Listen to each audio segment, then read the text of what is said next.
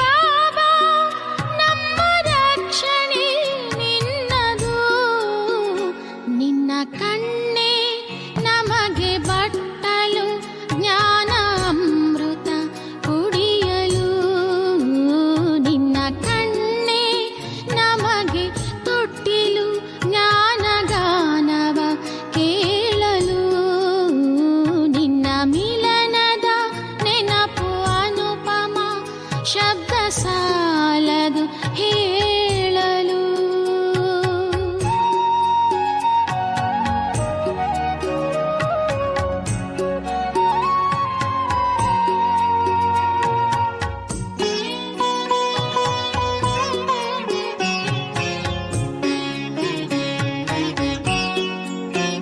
ನಿನ್ನ ಎದೆಯಲ್ಲಿ ನಾವೇ ಸುಂದರ ಮುತ್ತು ರತ್ನದ ಮಾಲೆಯು. ನಿನ್ನ ಎದೆಯಲ್ಲಿ ನಾವೇ ಸುಂದರ ಮುತ್ತು ರತ್ನದ ಮಾಲೆಯು. ನಾವೇ ಮಕ್ಕಳು, ನಾವೇ ದೊರೆಗಳು, ಮುಕುಟ ರತ್ನದ ಮಣಿಗಳು. ನನ್ನ ಮಕ್ಕಳೇ, ಮುದ್ದು ಗಿಣಿಗಳೇ, ನಯನ ಮಣಿಗಳೇ ಅನ್ನುವೆ. ಹೃದಯ ಸಿಂಹಾಸನದಿ ಮಕ್ಕಳ ಇಟ್ಟು ಜೋಗುಳ ಹಾಡುವೆ. ನಿನ್ನ ಮಿಲನದ ನೆನಪು ಅನುಪಮ, ಶಬ್ದ ಸಾಲದು ಹೇಳಲು. ನಿನ್ನ ಮಿಲನದ ನೆನಪು ಅನುಪಮ, ಶಬ್ದ ಸಾಲದು ಹೇಳಲು. ಮುಂದೆ ಬರುವ ಸ್ವರ್ಗ ಕೂಡ ಅಂಥ ಸುಖವನು ನೀಡದು, ಅಂಥ ಸುಖವನು ನೀಡದು. ಆಹಾ.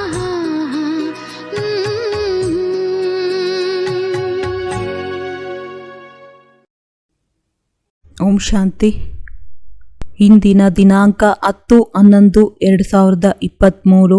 ಮಧುರ ಮಕ್ಕಳೇ, ನೀವು ತಂದೆಯ ಸಮಾನ ಅವಶ್ಯವಾಗಿ ಮುರಳೀಧರರಾಗಬೇಕಾಗಿದೆ. ಮುರಳೀಧರ ಮಕ್ಕಳೇ ತಂದೆಗೆ ಸಹಯೋಗಿಗಳಾಗಿದ್ದಾರೆ. ತಂದೆಯು ಅವರ ಮೇಲೆಯೇ ಪ್ರಸನ್ನರಾಗುತ್ತಾರೆ. ಪ್ರಶ್ನೆ: ಯಾವ ಮಕ್ಕಳ ಬುದ್ಧಿಯು ತುಂಬ ನಿರ್ಮಾಣವಾಗಿರುತ್ತದೆ?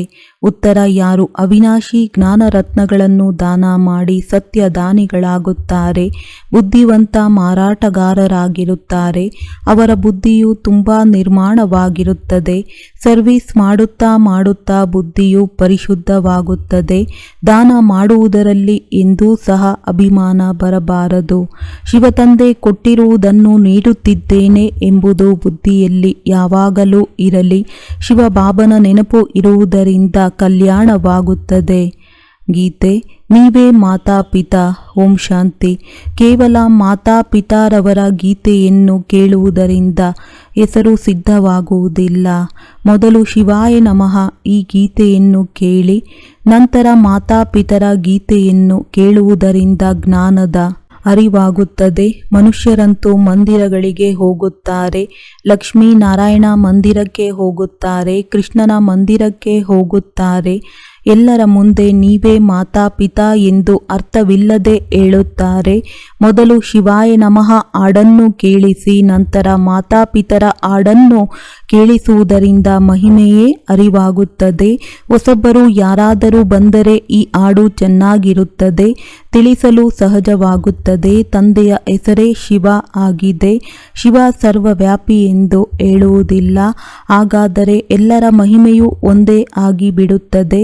ಇವರ ಹೆಸರೇ ಆಗಿದೆ ಶಿವ. ಬೇರೆ ಯಾರೂ ತನ್ನ ಮೇಲೆ ಶಿವಾಯ ನಮಃ ಎಂದು ಹೆಸರನ್ನಿಟ್ಟುಕೊಳ್ಳಲು ಸಾಧ್ಯವಿಲ್ಲ. ಅವರ ಮತ ಮತ್ತು ಗತಿ ಎಲ್ಲ ಮನುಷ್ಯರಿಗಿಂತಲೂ ಭಿನ್ನವಾದದ್ದಾಗಿದೆ, ದೇವತೆಗಳಿಗಿಂತಲೂ ಭಿನ್ನವಾಗಿದೆ. ಈ ಜ್ಞಾನವನ್ನು ಕಲಿಸುವಂಥವರು ಮಾತಾಪಿತರಾಗಿದ್ದಾರೆ. ಸನ್ಯಾಸಿಗಳಲ್ಲಿ ಮಾತೆಯರಿರುವುದಿಲ್ಲ, ಆದ್ದರಿಂದ ಕಲಿಸಲು ಸಾಧ್ಯವಿಲ್ಲ. ಶಿವಾಯ ನಮಃ ಎಂದು ಯಾರಿಗೂ ಸಹ ಹೇಳಲು ಸಾಧ್ಯವಿಲ್ಲ. ಎಲ್ಲರೂ ಶಿವನಾಗಲು ಹೇಗೆ ಸಾಧ್ಯವಿದೆ ಎಂದು ತಿಳಿಸಿಕೊಡಬೇಕು. ದೇಹದಾರಿಗೆ ಶಿವಾಯ ನಮಃ ಎಂದು ಹೇಳುತ್ತಾರೇನು, ಇದು ತಿಳಿಸಬೇಕಾಗಿದೆ. ಆದರೆ ನೀವು ಮಕ್ಕಳಲ್ಲಿಯೂ ಸಹ ನಂಬರ್ ವಾರ್ ಇದ್ದೀರಿ. ಒಳ್ಳೊಳ್ಳೆಯ ಮಕ್ಕಳು ಸಹ ಮುಖ್ಯವಾದ ವಿಷಯಗಳನ್ನು ಬಿಟ್ಟು ಬಿಡುತ್ತಾರೆ. ತನಗೆ ಎಲ್ಲವೂ ತಿಳಿದಿದೆ ಎಂದು ತನ್ನನ್ನು ತಿಳಿದುಕೊಳ್ಳುತ್ತಾರೆ. ಇದರಲ್ಲಿ ಹೃದಯದ ಸ್ವಚ್ಛತೆ ಬೇಕು. ಪ್ರತಿಯೊಂದು ಮಾತಿನಲ್ಲಿ ಸತ್ಯವನ್ನು ಹೇಳುವುದು, ಸತ್ಯವಾಗಿರುವುದು ಇದರಲ್ಲಿ ಸಮಯ ಹಿಡಿಸುತ್ತದೆ. ದೇಹಾಭಿಮಾನದಲ್ಲಿ ಬರುವುದರಿಂದ ಆಕರ್ಷಣೆ ಮುಂತಾದ ಮಾತುಗಳು ಬರುತ್ತವೆ. ನಾನೀಗ ಆತ್ಮ ಅಭಿಮಾನಿಯಾಗಿದ್ದೇನೆ ಎಂದು ಯಾರೂ ಹೇಳಲು ಸಾಧ್ಯವಿಲ್ಲ. ಹಾಗಾದರೆ ಕರ್ಮಾತೀತ ಅವಸ್ಥೆಗೆ ತಲುಪಿಬಿಡುತ್ತಾರೆ. ಆದರೆ ನಂಬರ್ ವಾರ್ ಇದ್ದಾರೆ. ಕೆಲವರಂತೂ ಕುಪುತ್ರ ಮಕ್ಕಳಿದ್ದಾರೆ. ಯಾರು ತಂದೆಯ ಸೇವೆಯನ್ನು ಮಾಡುತ್ತಾರೆ ಎಂಬುದು ಗೊತ್ತಾಗುತ್ತದೆ. ಶಿವತಂದೆಯ ಹೃದಯವನ್ನೇರಿದಾಗ ರುದ್ರಮಾಲೆಯಲ್ಲಿ ಯೋಗ್ಯರಾಗುತ್ತಾರೆ. ಸುಪುತ್ರ ಮಕ್ಕಳೇ ಲೌಕಿಕ ತಂದೆಯ ಹೃದಯವನ್ನೇರುತ್ತಾರೆ. ಯಾರು ತಂದೆಯ ಜೊತೆ ಸಹಯೋಗಿಗಳಾಗುತ್ತಾರೆ. ಇದೂ ಸಹ ಬೇಅದ್ದಿನ ತಂದೆಯ ಅವಿನಾಶಿ ಜ್ಞಾನರತ್ನಗಳ ವ್ಯಾಪಾರವಾಗಿದೆ. ಅಂದಾಗ ವ್ಯಾಪಾರದಲ್ಲಿ ಸಹಾಯ ಮಾಡುವವರ ಮೇಲೆಯೇ ತಂದೆಯು ಪ್ರಸನ್ನರಾಗುತ್ತಾರೆ. ಅವಿನಾಶಿ ಜ್ಞಾನರತ್ನಗಳ ದಾನ ಮಾಡಿ ಹಾಗೂ ಮಾಡಿಸಬೇಕು. ಕೆಲವರು ನಾನು ವಿಮೆ ಮಾಡಿದ್ದೇನೆ ಎಂದು ತಿಳಿದುಕೊಳ್ಳುತ್ತಾರೆ. ಅದರ ಪ್ರತಿಯಾಗಿ ತಮಗೆ ಸಿಗುತ್ತದೆ. ಇಲ್ಲಿ ಅನೇಕರಿಗೆ ದಾನ ಮಾಡಬೇಕು. ತಂದೆಯ ಸಮಾನ ಅವಿನಾಶಿ ಜ್ಞಾನರತ್ನಗಳ ಉದಾರ ದಾನಿಗಳಾಗಬೇಕು. ತಂದೆಯು ಜ್ಞಾನರತ್ನಗಳಿಂದ ಜೋಳಿಗೆಯನ್ನು ತುಂಬುವುದಕ್ಕೆ ಬರುತ್ತಾರೆ. ಸ್ಥೂಲ ಧನದ ಮಾತಿಲ್ಲ. ತಂದೆಗೆ ಸುಪುತ್ರ ಮಕ್ಕಳೇ ಪ್ರಿಯರಾಗುತ್ತಾರೆ. ಮಾರಾಟ ಮಾಡಲು ಬರುವುದಿಲ್ಲವೆಂದರೆ ಅವರು ಮುರಳೀಧರ ವ್ಯಾಪಾರಿಯ ಮಕ್ಕಳು ಎಂದು ಹೇಗೆ ಕರೆಸಿಕೊಳ್ಳಲು ಸಾಧ್ಯ? ನಾಚಿಕೆಯಾಗಬೇಕು. ನಾನಂತೂ ವ್ಯಾಪಾರ ಮಾಡುವುದಿಲ್ಲ. ಮಾರಾಟಗಾರರು ಯಾವಾಗ ಬುದ್ಧಿವಂತರಾಗಿರುವುದನ್ನು ನೋಡಿ ನಂತರ ಅವರನ್ನು ಭಾಗೀದಾರರನ್ನಾಗಿ ಮಾಡಿಕೊಳ್ಳುತ್ತಾರೆ. ಹಾಗೆಯೇ ಭಾಗೀದಾರರನ್ನಾಗಿ ಹೇಗೆ ಮಾಡಿಕೊಳ್ಳಲು ಸಾಧ್ಯ? ಈ ವ್ಯಾಪಾರದಲ್ಲಿ ತೊಡಗುವುದರಿಂದ ಬಹಳ ನಿರ್ಮಾಣ ಬುದ್ಧಿಯುಳ್ಳವರಾಗುತ್ತಾರೆ. ಸೇವೆಯನ್ನು ಮಾಡುತ್ತಾ ಮಾಡುತ್ತಾ ಬುದ್ಧಿಯು ಪರಿಶುದ್ಧವಾಗುತ್ತದೆ. ಬಾಬಾ ಮೊಮ್ಮ ತಮ್ಮ ಅನುಭವವನ್ನು ತಿಳಿಸುತ್ತಾರೆ. ತಂದೆಯು ಕಲಿಸುವಂಥವರಾಗಿದ್ದಾರೆ. ಇದಂತೂ ತಿಳಿದೇ ಇದೆ. ಬಾಬಾ ಚೆನ್ನಾಗಿ ಧಾರಣೆ ಮಾಡಿ ಬಹಳ ಚೆನ್ನಾಗಿ ಮುರುಳಿಯನ್ನು ನುಡಿಸುತ್ತಾರೆ. ಒಳ್ಳೆಯದು. ಇವರಲ್ಲಿ ಶಿವತಂದೆ ಇದ್ದಾರೆ ಎಂದು ತಿಳಿದುಕೊಳ್ಳಿ. ಅವರಂತೂ ಮುರುಳೀಧರರಾಗಿಯೇ ಇದ್ದಾರೆ. ಆದರೂ ತಂದೆಯೂ ಸಹ ತಿಳಿದಿದ್ದಾರಲ್ಲವೇ? ಇಲ್ಲವೆಂದರೆ ಇಂತಹ ಪದವಿಯನ್ನು ಹೇಗೆ ಪಡೆಯಲು ಸಾಧ್ಯ? ತಂದೆಯು ತಿಳಿಸುತ್ತಾರೆ. ಸದಾ ಶಿವತಂದೆಯೇ ತಿಳಿಸುತ್ತಾರೆ ಎಂದು ತಿಳಿದುಕೊಳ್ಳಿ. ಶಿವತಂದೆಯ ನೆನಪಿನಲ್ಲಿರುವುದರಿಂದ ನಿಮ್ಮ ಕಲ್ಯಾಣವಾಗುತ್ತದೆ. ಇವರಲ್ಲಿ ಬ್ರಹ್ಮ ಶಿವತಂದೆಯೂ ಬರುತ್ತಾರೆ. ಮೊಮ್ಮ ಅವರ ದಾಟಿಯಲ್ಲಿಯೇ ತಿಳಿಸುತ್ತಾರೆ. ಏಕೆಂದರೆ ಮಾತೆಯರನ್ನು ಪ್ರಾಮುಖ್ಯತೆ ಕೊಡಲಾಗುತ್ತದೆ. ಆದ್ದರಿಂದ ಮೊಮ್ಮಾರವರ ಹೆಸರು ಪ್ರಸಿದ್ಧವಾಗಬೇಕಾಗಿದೆ. ಹೇಳಲಾಗುತ್ತದೆ ಎಲ್ಲವೇ? ಹೇಗಿದ್ದೀರೋ ಹಾಗೆಯೇ ನನ್ನವರಾಗಿದ್ದೀರಿ. ಅಂದಾಗ ಸಂಭಾಲನೆಯನ್ನು ಮಾಡಲೇಬೇಕಾಗುತ್ತದೆ. ಪುರುಷರೇ ಈ ರೀತಿ ಹೇಳುತ್ತಾರೆ, ಸ್ತ್ರೀಯರು ಈ ರೀತಿ ಹೇಳುವುದಿಲ್ಲ. ಹೇಗಿದ್ದೆವೋ ಹಾಗೆಯೇ ಇದ್ದೇವೆ. ತಂದೆಯೂ ಸಹ ತಿಳಿಸುತ್ತಾರೆ, ಮಕ್ಕಳು ಹೇಗಿದ್ದೀರೋ ಹಾಗೆಯೇ ಸಂಭಾಲನೆ ಮಾಡಬೇಕಾಗುತ್ತದೆ. ಆಗ ತಂದೆಯ ಹೆಸರು ಪ್ರಸಿದ್ಧವಾಗುತ್ತದೆ. ಇಲ್ಲಂತೂ ತಂದೆಯ ಹೆಸರು ಪ್ರಸಿದ್ಧವಾಗಿದೆ. ನಂತರ ಶಕ್ತಿಯರ ಹೆಸರು ಪ್ರಸಿದ್ಧವಾಗುತ್ತದೆ. ಅವರಿಗಂತೂ ಸೇವೆಯಲ್ಲಿ ಒಳ್ಳೆಯ ಅವಕಾಶ ಸಿಗುತ್ತದೆ. ದಿನ ಕಳೆದಂತೆ ಸೇವೆಯಲ್ಲಿ ಬಹಳ ಸಹಜವಾಗುತ್ತದೆ. ಜ್ಞಾನ ಭಕ್ತಿ ಹಗಲು ರಾತ್ರಿ, ಸತ್ಯಯುಗ ತ್ರೇತಾಯುಗ ದಿನ ಅಥವಾ ಹಗಲಾಗಿದೆ, ಅಲ್ಲಿ ಸುಖವಿರುತ್ತದೆ. ದ್ವಾಪರ ಕಲಿಯುಗ ರಾತ್ರಿಯಾಗಿದೆ, ಅಲ್ಲಿ ದುಃಖವಿರುತ್ತದೆ. ಸತ್ಯಯುಗದಲ್ಲಿ ಭಕ್ತಿ ಇರುವುದಿಲ್ಲ. ಈ ರೀತಿ ತಿಳಿಸಿಕೊಡುವುದು ಸಹಜವಾಗಿದೆ. ಆದರೆ ಅದೃಷ್ಟದಲ್ಲಿಲ್ಲವೆಂದರೆ ಧಾರಣೆ ಮಾಡಲು ಸಾಧ್ಯವಿಲ್ಲ. ಜ್ಞಾನದ ಪಾಯಿಂಟ್ಗಳು ಬಹಳ ಸಹಜವಾಗಿ ಸಿಗುತ್ತವೆ. ಮಿತ್ರ ಸಂಬಂಧಿಗಳ ಬಳಿ ಹೋಗಿ ತಿಳಿಸಿಕೊಡಿ, ನಿಮ್ಮ ಮನೆಯಲ್ಲಿ ಇರುವವರನ್ನು ಮೇಲೆತ್ತಿರಿ. ನೀವಂತೂ ಗೃಹಸ್ಥ ವ್ಯವಹಾರದಲ್ಲಿ ಇರುವಂಥವರು ಅಂದಾಗ ಬಹಳ ಸಹಜವಾಗಿ ಯಾರಿಗೆ ಬೇಕಾದರೂ ತಿಳಿಸಲು ಸಾಧ್ಯವಿದೆ. ಸದ್ಗತಿ ದಾತನಂತೂ ಒಬ್ಬರೇ ಪಾರಲೌಕಿಕ ತಂದೆಯಾಗಿದ್ದಾರೆ. ಅವರೇ ಶಿಕ್ಷಕರು ಆಗಿದ್ದಾರೆ, ಸದ್ಗುರುವು ಸಹ ಆಗಿದ್ದಾರೆ. ದ್ವಾಪರದಿಂದ ಹಿಡಿದು ಉಳಿದವರೆಲ್ಲರೂ ದುರ್ಗತಿಯಲ್ಲಿಯೇ ಕರೆತಂದಿದ್ದಾರೆ. ಭ್ರಷ್ಟಾಚಾರಿ ಪಾಪಾತ್ಮರು ಕಲಿಯುಗದಲ್ಲಿದ್ದಾರೆ. ಸತ್ಯಯುಗದಲ್ಲಿ ಪಾಪಾತ್ಮರ ಹೆಸರು ಇರುವುದಿಲ್ಲ. ಇಲ್ಲಿಯೇ ಅಜಾಮಿಳರು, ಗಣಿಕೆಯರು, ಅಹಿಲ್ಯೆಯರು ಇಂತಹ ಪಾಪಾತ್ಮರಿದ್ದಾರೆ. ಅರ್ಧ ಕಲ್ಪವನ್ನು ಸ್ವರ್ಗವೆಂದು ಕರೆಯಲಾಗುತ್ತದೆ. ನಂತರ ಭಕ್ತಿಯು ಪ್ರಾರಂಭವಾದಾಗ ಅವಶ್ಯವಾಗಿ ಕೆಳಗೆ ಬೀಳಲೇಬೇಕಾಗಿದೆ. ಸೂರ್ಯವಂಶದವರು ಇಳಿದು ಚಂದ್ರವಂಶದವರಾಗುತ್ತಾರೆ. ನಂತರ ಇಳಿಯುತ್ತಲೇ ಬರುತ್ತಾರೆ. ಎಲ್ಲರೂ ಇಳಿಸುವವರೇ ಸಿಗುತ್ತಾ ಬರುತ್ತಾರೆ. ಇದನ್ನು ನೀವು ಈಗ ತಿಳಿದಿದ್ದೀರಿ. ದಿನ ಪ್ರತಿದಿನ ನಿಮ್ಮಲ್ಲಿಯೂ ಸಹ ಶಕ್ತಿಯು ಬರುತ್ತಾ ಹೋಗುತ್ತದೆ. ಸಾಧುಗಳು ಮುಂತಾದವರಿಗೆ ತಿಳಿಸಲು ಯುಕ್ತಿಯನ್ನು ರಚಿಸಬೇಕು. ಪರಂಪಿತ ಪರಮಾತ್ಮ ಸರ್ವವ್ಯಾಪಿಯಾಗಲು ಹೇಗೆ ಸಾಧ್ಯವೆಂದು ಕೊನೆಗಂತೂ ಅವಶ್ಯವಾಗಿ ತಿಳಿದುಕೊಳ್ಳುತ್ತಾರೆ. ಆದರೆ ಇದನ್ನು ತಿಳಿಸಿಕೊಡಲು ಬಹಳಷ್ಟು ಜ್ಞಾನ ಬಿಂದುಗಳಿವೆ. ಭಕ್ತರು ಅವ್ಯಭಿಚಾರಿಗಳಿಂದ ವ್ಯಭಿಚಾರಿಗಳಾಗುತ್ತಾರೆ. ಕಲೆಗಳು ಕಡಿಮೆಯಾಗುತ್ತವೆ. ಈಗ ಯಾವುದೇ ಕಲೆ ಉಳಿದಿಲ್ಲ. ವೃಕ್ಷ ಅಥವಾ ಚಕ್ರದಲ್ಲಿಯೂ ಸಹ ಕಲೆಗಳು ಹೇಗೆ ಕಡಿಮೆಯಾಗುತ್ತವೆ ಎಂದು ತೋರಿಸಲಾಗಿದೆ. ತಿಳಿಸಿಕೊಡಲು ಬಹಳ ಸಹಜವಾಗಿದೆ. ಆದರೆ ಅದೃಷ್ಟದಲ್ಲಿಲ್ಲವೆಂದರೆ ತಿಳಿಸಿಕೊಡಲು ಸಾಧ್ಯವಿಲ್ಲ. ಆತ್ಮ ಅಭಿಮಾನಿಗಳಾಗುವುದೇ ಇಲ್ಲ. ಹಳೆಯ ಶರೀರದಲ್ಲಿ ಸಿಲುಕಿ ಹಾಕಿಕೊಂಡಿರುತ್ತಾರೆ. ತಂದೆಯೂ ತಿಳಿಸುತ್ತಾರೆ, ಈ ಹಳೆಯ ದೇಹದಿಂದ ಮಮತ್ವವನ್ನು ಬಿಟ್ಟು ತನ್ನನ್ನು ಆತ್ಮನೆಂದು ತಿಳಿಯಿರಿ. ಆತ್ಮ ಅಭಿಮಾನಿಗಳು ಆಗಲಿಲ್ಲವೆಂದರೆ ಶ್ರೇಷ್ಠ ಪದವಿಯನ್ನು ಪಡೆಯಲು ಸಾಧ್ಯವಿಲ್ಲ. ವಿದ್ಯಾರ್ಥಿಗಳು ಕೊನೆಯವರೆಗೂ ಕುಳಿತುಕೊಳ್ಳಲು ಬಯಸುತ್ತಾರೇನೋ? ಇವರಿಗೆ ವಿದ್ಯೆಯಲ್ಲಿ ಗಮನವಿಲ್ಲವೆಂದು ಮಿತ್ರ ಸಂಬಂಧಿ, ಶಿಕ್ಷಕರು, ವಿದ್ಯಾರ್ಥಿಗಳು ಮುಂತಾದವರೆಲ್ಲರಿಗೂ ತಿಳಿಯುತ್ತದೆ. ಇಲ್ಲಿಯೂ ಸಹ ಶ್ರೀಮತದಂತೆ ನಡೆಯಲಿಲ್ಲವೆಂದರೆ ಇದೇ ಗತಿ ಸ್ಥಿತಿಯಾಗುತ್ತದೆ. ಯಾರು ಪ್ರಜೆಗಳಾಗುತ್ತಾರೆ, ಯಾರು ದಾಸದಾಸಿಗಳಾಗುತ್ತಾರೆ ಎಲ್ಲವೂ ತಿಳಿದು ಬರುತ್ತದೆ. ತಮ್ಮ ಮಿತ್ರ ಸಂಬಂಧಿಗಳ ಕಲ್ಯಾಣ ಮಾಡಿರಿ ಎಂದು ತಂದೆಯು ತಿಳಿಸುತ್ತಾರೆ. ಇದು ಕಾಯಿದೆಯಾಗಿದೆ. ಮನೆಯಲ್ಲಿ ಹಿರಿಯ ಅಣ್ಣ ಇರುತ್ತಾರೆಂದರೆ ಚಿಕ್ಕ ಸಹೋದರರಿಗೆ ಸಹಾಯ ಮಾಡುವುದು ಅವರ ಕರ್ತವ್ಯವಾಗಿರುತ್ತದೆ. ಇದಕ್ಕೆ ದಾನವು ಮನೆಯಿಂದಲೇ ಪ್ರಾರಂಭವಾಗುತ್ತದೆ ಎಂದು ಹೇಳಲಾಗುತ್ತದೆ. ತಂದೆಯು ತಿಳಿಸುತ್ತಾರೆ, ಹಣವನ್ನು ನೀಡಿದರೆ ಅದು ಎಂದೂ ಸಹ ಖಾಲಿಯಾಗುವುದಿಲ್ಲ. ಹಣವನ್ನು ನೀಡದೇ ಇದ್ದರೆ ಅದು ದೊರೆಯುವುದೂ ಇಲ್ಲ ಮತ್ತು ಪದವಿಯನ್ನು ಪಡೆಯಲು ಸಾಧ್ಯವಿಲ್ಲ. ಸೇವೆ ಮಾಡಲು ಬಹಳ ಒಳ್ಳೆಯ ಅವಕಾಶ ಸಿಗುತ್ತದೆ. ದಯಾಹೃದಯಿಗಳಾಗಬೇಕು. ನೀವು ಸನ್ಯಾಸಿಗಳು, ಸಾಧುಗಳ ಮೇಲೂ ಸಹ ದಯಾಹೃದಯಿಗಳಾಗುತ್ತೀರಿ. ನೀವು ಬಂದು ತಿಳಿದುಕೊಳ್ಳಿ ಎಂದು ಹೇಳುತ್ತೀರಿ. ನೀವು ಪಾರಲೌಕಿಕ ತಂದೆಯನ್ನು ತಿಳಿದುಕೊಂಡಿಲ್ಲ. ಅವರು ಭಾರತಕ್ಕೆ ಪ್ರತಿ ಕಲ್ಪ ಸುಖದ ಆಸ್ತಿಯನ್ನು ನೀಡುತ್ತಾರೆ ಅಂದಾಗ ಅವರನ್ನು ಯಾರೂ ಸಹ ತಿಳಿದುಕೊಂಡಿಲ್ಲ. ಅಧಿಕಾರಿಗಳು ಸಹ ಭ್ರಷ್ಟಾಚಾರಿಗಳಾಗಿದ್ದಾರೆ. ಶ್ರೇಷ್ಠಚಾರಿಯನ್ನಾಗಿ ಯಾರು ಮಾಡುತ್ತಾರೆ? ಇತ್ತೀಚೆಗೆ ಸಾಧುಗಳಿಗೆ ಬಹಳಷ್ಟು ಗೌರವವಿದೆ. ತಂದೆಯು ಇವರೆಲ್ಲರ ಮೇಲೆಯೂ ದಯೆ ತೋರಿಸುತ್ತಾರೆ ಎಂದು ನೀವು ಬರೆಯುತ್ತೀರಿ. ಇದನ್ನು ಕೇಳಿ ಅವರು ಆಶ್ಚರ್ಯಪಡುತ್ತಾರೆ. ಮುಂದೆ ಹೋದಂತೆ ನಿಮ್ಮ ಹೆಸರು ಪ್ರಸಿದ್ಧವಾಗುತ್ತದೆ. ನಿಮ್ಮ ಬಳಿ ಅನೇಕರು ಬರುತ್ತಾರೆ.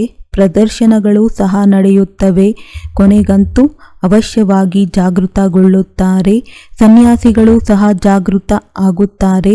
ಒಂದೇ ಅಂಗಡಿ ಇದೆ ಅಂದಾಗ ಇದನ್ನು ಬಿಟ್ಟು ಎಲ್ಲಿಗೆ ಹೋಗಲು ಸಾಧ್ಯವಿದೆ? ಬಹಳ ವೃದ್ಧಿಯಾಗುತ್ತಾ ಹೋಗುತ್ತದೆ. ತಿಳಿಸಿಕೊಡಲು ಒಳ್ಳೊಳ್ಳೆಯ ಚಿತ್ರಗಳನ್ನು ತಯಾರಾಗುತ್ತದೆ. ಯಾರು ಬೇಕಾದರೂ ಓದಿ ತಿಳಿದುಕೊಳ್ಳಬಹುದು.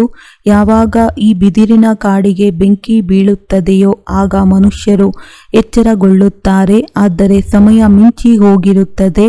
ಮಕ್ಕಳಿಗೂ ಸಹ ಇದೇ ರೀತಿಯಾಗುತ್ತದೆ. ಕೊನೆಯಲ್ಲಿ ಎಷ್ಟು ಓಡಲು ಸಾಧ್ಯವಿದೆ? ಓಟದಲ್ಲಿಯೂ ಸಹ ಕೆಲವರು ಮೊದಲು ನಿಧಾನವಾಗಿ ಓಡುತ್ತಾರೆ. ವಿಜಯದ ಬಹುಮಾನ ಕೆಲವರಿಗಷ್ಟೇ ಸಿಗುತ್ತದೆ. ನಿಮ್ಮದು ಸಹ ಒಳ್ಳೆಯ ಓಟವಾಗಿದೆ. ಆತ್ಮೀಯ ಯಾತ್ರೆಯ ಓಟವನ್ನು ಓಡಲು ಜ್ಞಾನಿ ಆತ್ಮಗಳು ಬೇಕು ಅಂದಾಗ ತಂದೆಯನ್ನು ನೆನಪು ಮಾಡಿ. ಇದು ಸಹ ಜ್ಞಾನವಾಗಿದೆ. ಈ ಜ್ಞಾನವು ಮತ್ಯಾರಿಗೂ ಇಲ್ಲ. ಜ್ಞಾನದಿಂದ ಮನುಷ್ಯರು ವಜ್ರ ಸಮಾನರಾಗುತ್ತಾರೆ. ಅಜ್ಞಾನದಿಂದ ಕವಡೆಯ ಸಮಾನರಾಗುತ್ತಾರೆ. ತಂದೆಯು ಬಂದು ಸತೋಪ್ರಧಾನ ಪ್ರಾರಬ್ಧವನ್ನು ರೂಪಿಸುತ್ತಾರೆ. ನಂತರ ಇದು ಸ್ವಲ್ಪ ಸ್ವಲ್ಪವಾಗಿ ಕಡಿಮೆಯಾಗುತ್ತಾ ಹೋಗುತ್ತದೆ.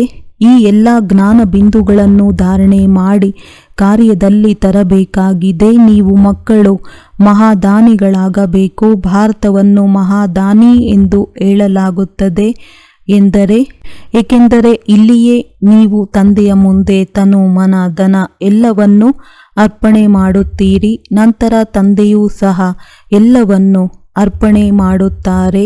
ಭಾರತದಲ್ಲಿಯೇ ಬಹಳಷ್ಟು ಮಹಾದಾನಿಗಳಿದ್ದಾರೆ. ಉಳಿದ ಮನುಷ್ಯರೆಲ್ಲರೂ ಅಂಧಶ್ರದ್ಧೆಯಲ್ಲಿ ಸಿಲುಕಿಕೊಂಡಿದ್ದಾರೆ. ಇಲ್ಲಂತೂ ನೀವು ಈಶ್ವರನ ಶರಣದಲ್ಲಿ ಬಂದಿದ್ದೀರಿ. ರಾವಣನಿಂದ ದುಃಖಿಯಾಗಿ ರಾಮನಲ್ಲಿ ಆಶ್ರಯವನ್ನು ಪಡೆದುಕೊಂಡಿದ್ದೀರಿ. ನೀವೆಲ್ಲರೂ ಶೋಕವನದಲ್ಲಿದ್ದೀರಿ. ಈಗ ಮತ್ತೆ ಅಶೋಕವನದಲ್ಲಿ ಅರ್ಥಾತ್ ಸ್ವರ್ಗದಲ್ಲಿ ಹೋಗಬೇಕು. ಸ್ವರ್ಗವನ್ನು ಸ್ಥಾಪನೆ ಮಾಡುವಂತಹ ತಂದೆಯ ಆಶ್ರಯವನ್ನು ಪಡೆದಿದ್ದೀರಿ. ಕೆಲವರಂತೂ ಚಿಕ್ಕ ವಯಸ್ಸಿನಲ್ಲಿಯೇ ಬಲವಂತದಿಂದ ಬಂದು ಬಿಟ್ಟಿದ್ದಾರೆ. ಅಂಥವರಿಗೆ ಶರಣದಲ್ಲಿ ಸುಖವೆನಿಸುವುದಿಲ್ಲ. ಅದೃಷ್ಟದಲ್ಲಿಲ್ಲವೆಂದರೆ ಅವರಿಗೆ ಮಾಯಾ ರಾವಣನ ಆಶ್ರಯ ಬೇಕೆನಿಸುತ್ತದೆ. ಈಶ್ವರನ ಆಶ್ರಯದಿಂದ ಹೊರಬಂದು ಮಾಯೆಯ ಆಶ್ರಯದಲ್ಲಿ ಹೋಗಲು ಬಯಸುತ್ತಾರೆ. ಆಶ್ರಯದ ಮಾತಲ್ಲವೇ? ಈ ಶಿವಾಯ ನಮಃ ಗೀತೆಯು ಬಹಳ ಚೆನ್ನಾಗಿದೆ. ನೀವು ಈ ಹಾಡನ್ನು ಹಾಕಬಹುದು. ಮನುಷ್ಯರಂತೂ ಇದರ ಅರ್ಥವನ್ನು ತಿಳಿದುಕೊಳ್ಳುವುದಿಲ್ಲ. ನೀವು ಹೇಳುತ್ತೀರಿ ನಾವು ಶ್ರೀಮತದಂತೆ ಯಥಾರ್ಥ ಅರ್ಥವನ್ನು ತಿಳಿಸಿಕೊಡಲು ಸಾಧ್ಯವಿದೆ. ಅವರಂತೂ ಗೊಂಬೆಗಳ ಆಟವನ್ನು ಆಡುತ್ತಾರೆ. ಡ್ರಾಮಾ ಅನುಸಾರ ಈ ಹಾಡುಗಳಿಂದಲೂ ಸಹ ಸಹಾಯ ಸಿಗುತ್ತದೆ. ತಂದೆಯ ಮಕ್ಕಳಾಗಿ ಮತ್ತೆ ಸೇವಾದಾರಿ ಆಗಲಿಲ್ಲವೆಂದರೆ ತಂದೆಯ ಹೃದಯವನ್ನು ಏರಲು ಹೇಗೆ ಸಾಧ್ಯ? ಕೆಲವು ಮಕ್ಕಳು ಕುಪುತ್ರರಾಗಿ ಬಿಡುತ್ತಾರೆ. ಅಂದಾಗ ಎಷ್ಟೊಂದು ದುಃಖವನ್ನು ಕೊಡುತ್ತಾರೆ. ಇಲ್ಲಿಯಾದರೂ ಅಮ್ಮ ಸತ್ತರೂ ಸಹ ಹಲ್ವಾ ತಿನ್ನಿ, ಹೆಂಡತಿ ಸತ್ತರೂ ಸಹ ಹಲ್ವಾ ತಿನ್ನಿ. ಆದರೆ ಅಳಬಾರದು. ಡ್ರಾಮಾದ ಮೇಲೆ ಬಲವಾಗಿರಬೇಕು. ಮೊಮ್ಮ ಬಾಬಾರವರೂ ಸಹ ಹೋಗುತ್ತಾರೆ. ಅನನ್ಯ ಮಕ್ಕಳು ಸಹ ಅಡ್ವಾನ್ಸ್ ಪಾರ್ಟಿಯಲ್ಲಿ ಹೋಗುತ್ತಾರೆ. ಪಾತ್ರವನ್ನಂತೂ ಮಾಡಲೇಬೇಕಾಗಿದೆ. ಇದರಲ್ಲಿ ಚಿಂತೆಯ ಮಾತೇನಿದೆ? ಸಾಕ್ಷಿಯಾಗಿ ನಾವು ಆಟವನ್ನು ನೋಡುತ್ತೇವೆ. ಸ್ಥಿತಿ ಸದಾ ಹರ್ಷಿತವಾಗಿರಬೇಕು. ತಂದೆಗೂ ಸಹ ವಿಚಾರ ಬರುತ್ತದೆ. ಆದರೆ ಬಂದೇ ಬರುತ್ತದೆ ಎಂದು ಕಾನೂನು ಹೇಳುತ್ತದೆ. ಈ ರೀತಿಯೆಲ್ಲ ಮೊಮ್ಮ ಬಾಬಾ ಪರಿಪೂರ್ಣರಾಗಿದ್ದಾರೆ ಎಂದೇನೂ ಇಲ್ಲ. ಪರಿಪೂರ್ಣರಂತೂ ಕೊನೆಯಲ್ಲಿ ಆಗುತ್ತಾರೆ. ಈ ಸಮಯದಲ್ಲಿ ಯಾರೂ ಸಹ ತನ್ನನ್ನು ಪರಿಪೂರ್ಣರೆಂದು ಹೇಳಲು ಸಾಧ್ಯವಿಲ್ಲ. ಯಾವುದೇ ನಷ್ಟವಾಯಿತು, ಯಾವುದೇ ಏರುಪೇರಾಯಿತು, ದಿನಪತ್ರಿಕೆಗಳಲ್ಲಿ ಬೀಕೆಗಳಿಗೆ ಕಿರಿಕಿರಿ ಆಯಿತು ಎಂದು ಬರುತ್ತದೆ. ಇದು ಸಹ ಕಲ್ಪದ ಹಿಂದೆ ಆಗಿತ್ತು. ಇದರಲ್ಲಿ ಚಿಂತೆಯ ಮಾತೇನಿದೆ? 100% ಸ್ಥಿತಿಯು ಅಂತ್ಯದಲ್ಲಿ ಆಗಲಿದೆ. ತಂದೆಯ ಹೃದಯವನ್ನು ಯಾವಾಗ ಏರುತ್ತೀರೆಂದರೆ ದಯಾಹೃದಯಿಗಳಾಗಿ ಅನ್ಯರನ್ನು ತಮ್ಮ ಸಮಾನ ಮಾಡಿಕೊಂಡಾಗ. ವಿಮೆ ಮಾಡಿಕೊಂಡಿರಿ, ಅದು ಬೇರೆ ಮಾತಾಗಿದೆ. ಅದನ್ನಂತೂ ತಮಗೋಸ್ಕರ ಮಾಡುತ್ತೀರಿ. ಜ್ಞಾನರತ್ನಗಳ ದಾನವನ್ನು ಅನ್ಯರಿಗೆ ನೀಡಬೇಕಾಗಿದೆ. ತಂದೆಯನ್ನು ಪೂರ್ಣ ನೆನಪು ಮಾಡಲಿಲ್ಲವೆಂದರೆ ತಲೆಯ ಮೇಲೆ ವಿಕರ್ಮದ ಹೊರೆಯು ತೆರೆಯಲ್ಪಡುತ್ತದೆ. ಪ್ರದರ್ಶನದಲ್ಲಿಯೂ ಸಹ ತಿಳಿಸುವಂಥವರು ಯೋಗ್ಯರಿರಬೇಕು, ಬುದ್ಧಿವಂತರಾಗಬೇಕು.